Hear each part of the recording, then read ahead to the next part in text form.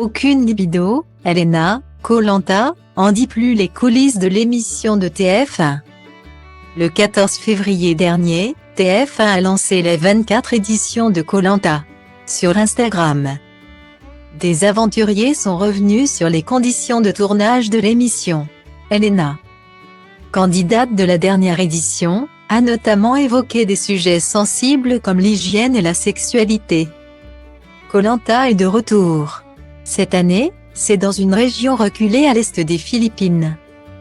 Sur la grande île de Luçon, dans la province de Caramoan, que 20 candidats ont décidé de repousser leurs limites pour tenter de remporter l'émission d'aventure culte de TF1. Dans cette nouvelle saison de Koh-Lanta, le feu sacré est un pouvoir immense, symbolisé par le talisman en pierre de lave. Lors du dernier épisode, diffusé le mardi 14 mars, Tania a été éliminée. Lors d'un récent entretien accordé à Voici, la Benjamine de l'aventure est revenue sur son élimination, dès le premier jour. « J'ai été mise sur la sellette. Il m'avait clairement dit que Célia sortirait. Puis moi, puis Benjamin. Je ne leur en veux pas, c'est un jeu, et j'étais à la proie facile à abattre. Pourquoi s'attacher à moi alors que j'étais censée partir ? Je pense qu'il y a eu un problème d'affinité dès le début.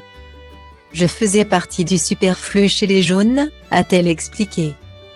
Ces dernières semaines, plusieurs anciens candidats de Koh-Lanta sont revenus sur leur aventure. Ils ont notamment évoqué des sujets sensibles comme l'hygiène sur le camp ou l'absence de libido. Il n'y a pas de toilette sur le camp. C'est pipi caca nature, soit à la mer, soit à la plage, a expliqué Elena, Relais Pure Média. Afin de faciliter la vie en communauté, les aventuriers ont décidé de choisir un endroit pour faire leurs besoins au même endroit, c'est tout au bout du camp. À droite, il y avait un petit renfoncement et on s'est dit que tout le monde allait faire ses besoins là pour que ce ne soit pas éparpillé un peu partout.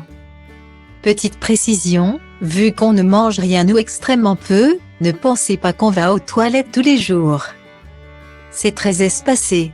Je pense qu'on ne compte même plus le nombre de jours où on ne fait rien du tout, a-t-elle ajouté. Concernant les protections hygiéniques, Elena a confié sur Instagram que la production leur fournissait le nécessaire, c'est une émission de survie. Mais ils nous donnent quand même des protections hygiéniques. On n'a pas de papier de toilette. On n'a rien de tout ça, mais on a des protections hygiéniques sinon ça partirait en bain de sang sur Koh-Lanta et ce n'est pas le but.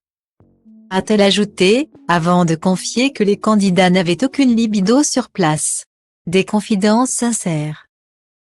Degeaba frate sunt mulți, dar văd și alții care luptă încercând să mute munți.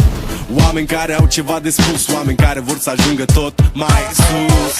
Ai mei n-au avut habar. Cât de sus, cât de sus, cât de sus, cât de sus pot eu să sar.